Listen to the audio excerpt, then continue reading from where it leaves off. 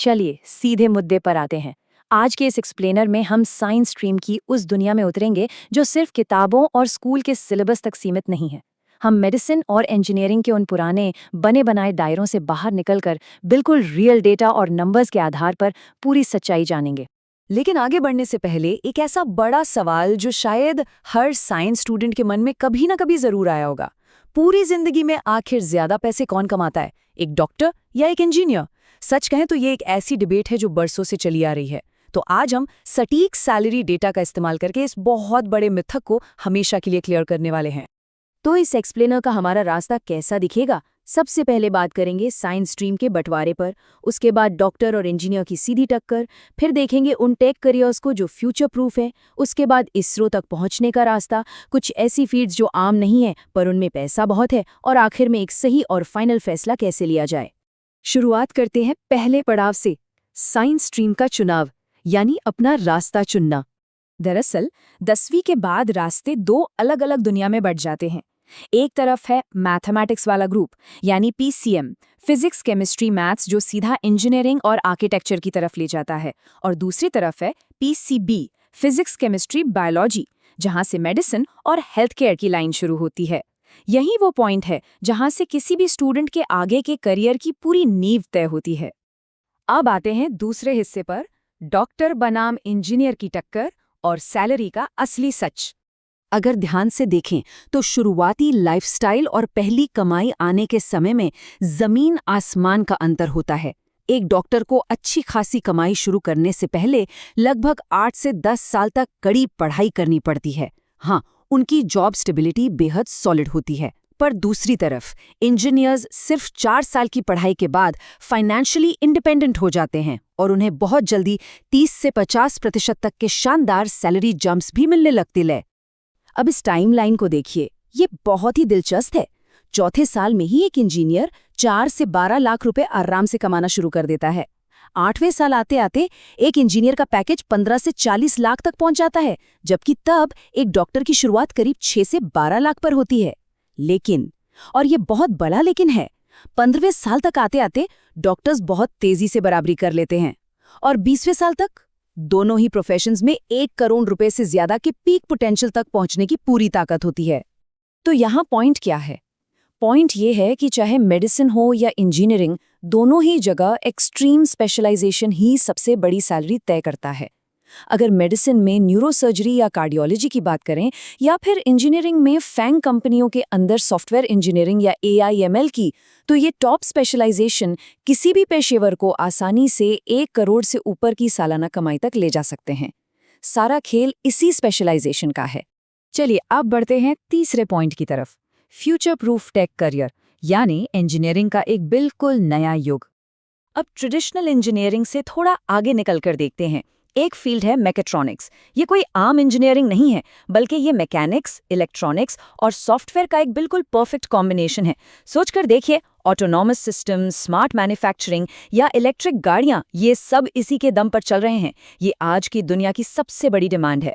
और इन high paying tech roles को पाने के लिए कुछ खास डिजिटल स्किल्स का होना बहुत ज़रूरी हो गया है, जैसे Python, machine learning, data modelling और लार्ज लैंग्वेज मॉडल्स यानी LLM की नॉलेज।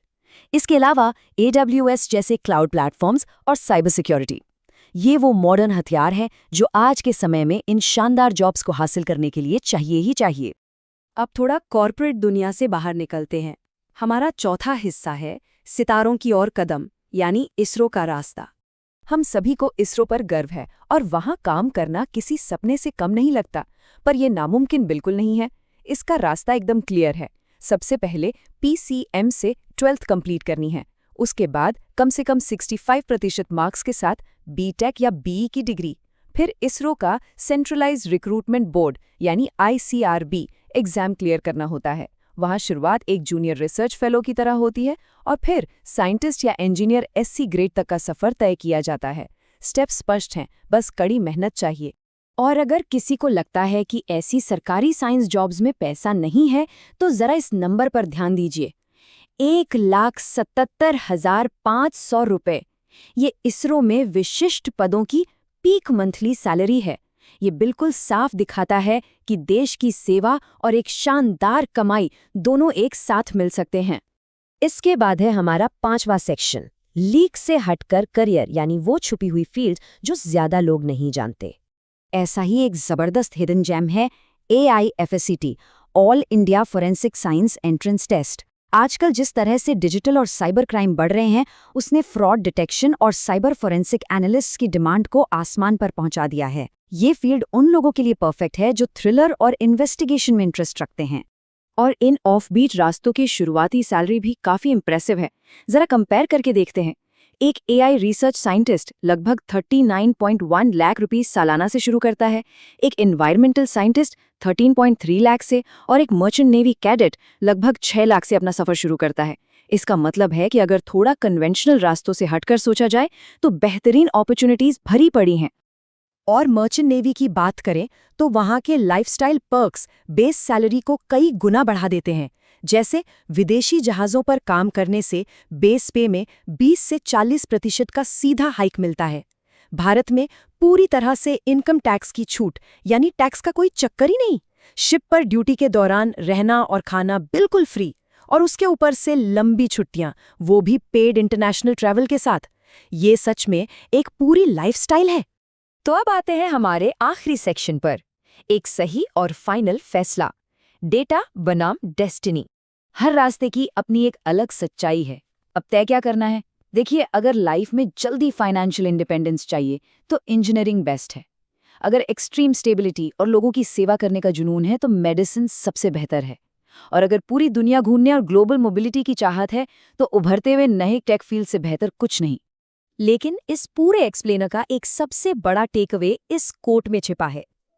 इतने बड़े और महत्वपूर्ण करियर का फैसला सिर्फ सैलरी देखकर कभी नहीं लेना चाहिए, क्योंकि नंबर्स अपनी जगह हैं, पर इंसान की खुद की पर्सनैलिटी, उसका एप्टीट्यूड और उसके लाइफ गोल्स भी उतने ही ज्यादा मायने रखते हैं। डेटा से हमें सच्चाई पता चलती है, लेकिन लॉन्ग टर्म सक्सेस तभी मिलती है जब काम में सच में मजा आए। और इसके साथ अंत में सोचने के लिए एक बड़ा सवाल छोड़ जाते हैं। साइंस और इनोवेशन की अगली पीढ़ी आखिर इनमें से कौन सा रास्ता चुनेगी?